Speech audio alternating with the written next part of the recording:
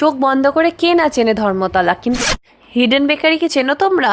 এটা কিন্তু আমার ধর্মতলা একটা ফেভারিট পার্ট। নট আউট আমার কোনো কিছু কেনা হোক বা না হোক, খানে গিয়ে একটা বাইট তো একটা ডিশের দেবই।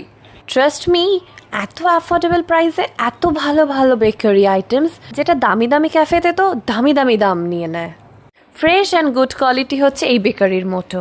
এক কামড়ে ফ্রেশ লেমন টেস্ট যদি পেতে হয়, লেমন পাফ খেতে হবে। চিজ যদি পছন্দ করো তাহলে তোমাদের খেতে হবে এই চিজ কেকটা। যদি পছন্দ হয় নোনতা, তাহলে খেতে হবে চিজ পাফটা, ভেতরে সফট বাইরে ক্রিস্পি। আর কি বলবো, নারকলের মতো বড় না, টেস্টে কিন্তু ধামাকা, ফুল অফ কোকোনাট ফ্লেভার। ছোটা বম বড়া ধামাকা, জাস্ট লাইক মি।